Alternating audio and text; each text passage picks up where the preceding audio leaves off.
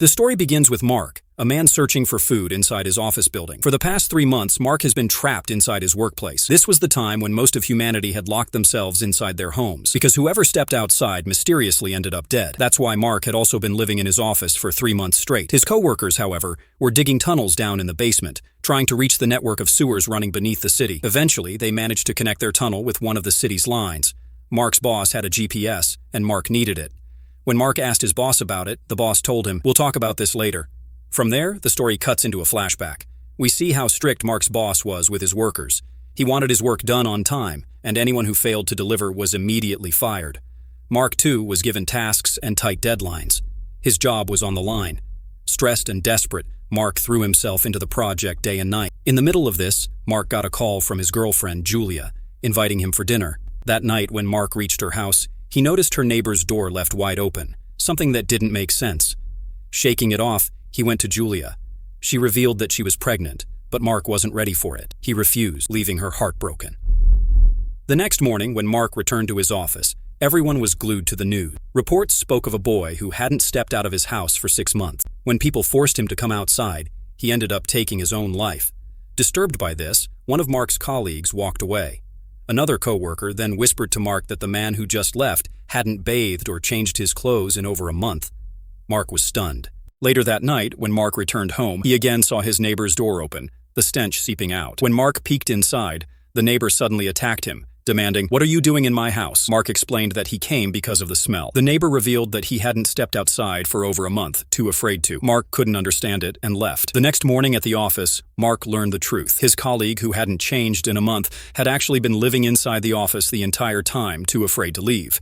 Security tried to force him outside, but the moment he stepped out, his body began to fail. Mark begged them to bring him back inside, but it was too late. The man died. Shaken, Mark checked the man's locker. Inside, he found a huge stash of survival supplies. Something was definitely wrong with the world. That evening, while watching the news with Julia, they learned that countless people around the world were refusing to leave their homes, paralyzed by fear. Still, the anchors insisted people keep working and not worry. The next morning, Mark left for his office. The city streets were deserted. The subway was empty except for one masked man. At the office, Mark tried calling Julia, but her friend picked up instead. She told him Julia didn't want to speak with him anymore because Julia wanted the baby and Mark didn't. Before he could reply, the call dropped. Signals, internet, TV, all digital communication had started failing. Desperate, Mark decided to go see Julia, but the moment he stepped outside his office, his body started shutting down. He realized he couldn't survive out there. He staggered back inside, gasping. The truth hit him hard. The whole world had become prisoners of their homes,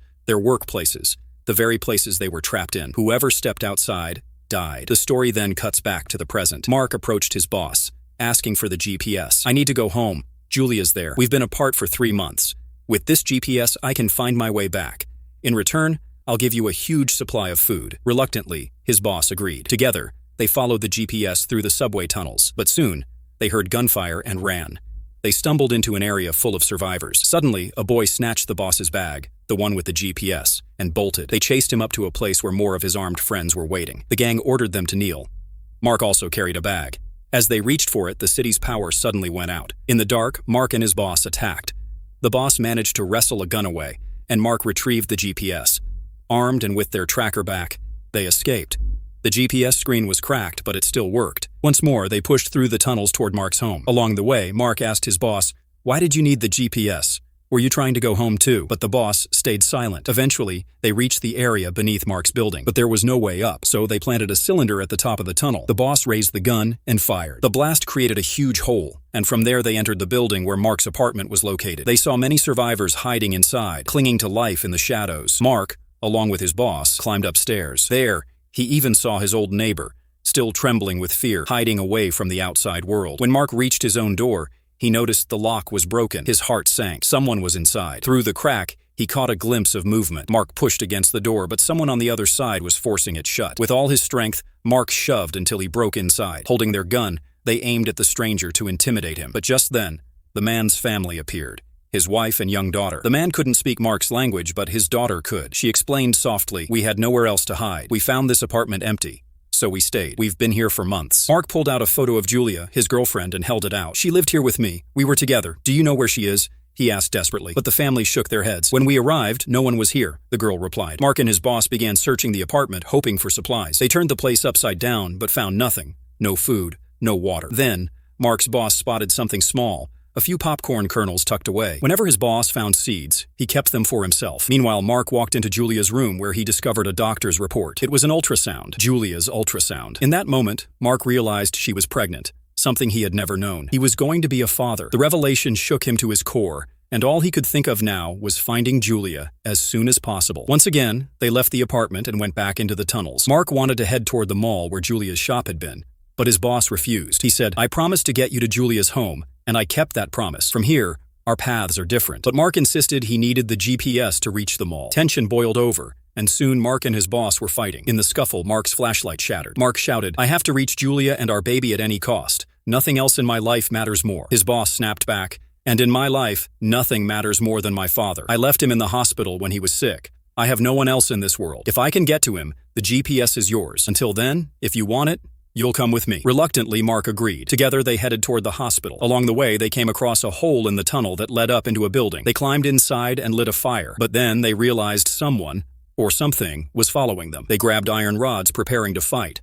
And out of the shadows emerged a massive bear. The creature had been trapped there, starving and enraged. It lunged, nearly killing Mark's boss. But at the last second, Mark drove his rod into it, striking it down. Later, the two cooked the bear's meat. For the first time in months, they had a real meal, savoring every bite. Mark's boss looked at him and said, "If you had wanted, you could have let the bear kill me.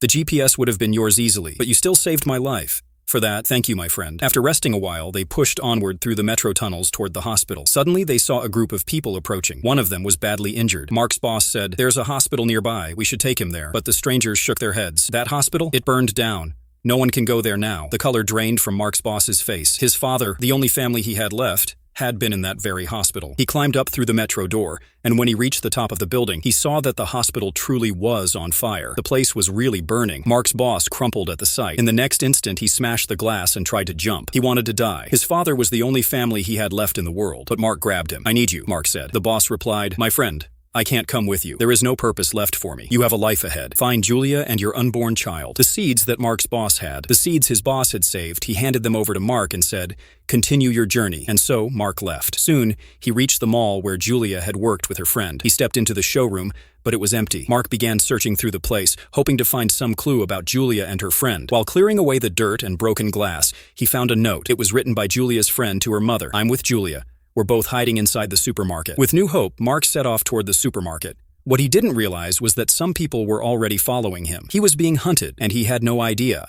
Soon Mark reached the supermarket. The entrance had been barricaded so no one could get inside and steal food. Guards armed with guns stopped him at the door. Mark quickly showed them Julia's photo and pleaded, "I'm not here to stay. I'm only here to find her, and then I'll leave with her." One of the men took the photo and went inside to check. But at that very moment, the group that had been secretly following Mark attacked the supermarket. They were starving, desperate people. In the chaos, Mark slipped through the barricade and entered the supermarket. The attack spiraled out of control, flames spreading until the entire place was on fire. Panic tore through the aisles. In the middle of the mayhem, Mark found Julia's friend. She was alive, but shaken. She told him, "I haven't seen Julia in months. The last time I did, she was going to see the doctor." Mark's heart sank, but he still tried to get her out. As they moved, a burning beam crashed down between them.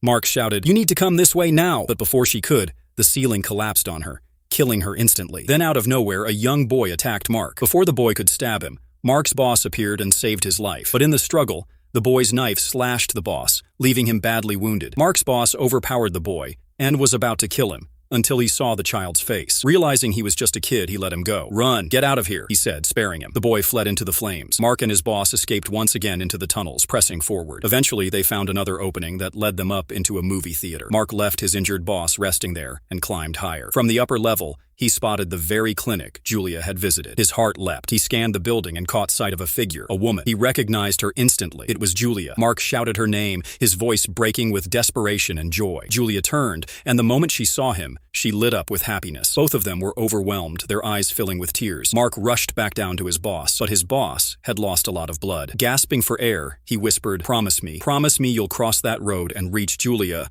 Mark grabbed his hand. "I promise." The tunnels ended there. To reach Julia, Mark had to step outside. As he crossed the road, his body weakened, the sickness overtaking him. His vision blurred, his knees buckled. He was about to collapse, When Julia appeared before him, somehow he had made it across. He fell into her arms. They were together again. Months later, their son was born. The hospital became their world. Using the seeds given to him by his boss, Mark cultivated crops. Vegetables and fruit began to grow. Life slowly returned to the broken place. As the boy grew, he began to walk. One day, he wandered outside the building. Mark and Julia panicked until they realized nothing was happening to him. No panic, no illness. He was immune. Years passed. Their son grew older, stronger. One day, he ventured out further and discovered others, children like him, a new generation, all born after the virus, all immune. Together, they began scavenging, rebuilding, laying the foundation of a new world. These children were the future, the ones who would restore humanity. So friends, how did you like this story? Let us know in the comments. If you're new to the channel, don't forget to subscribe and hit like on the video. We'll see you in the next one.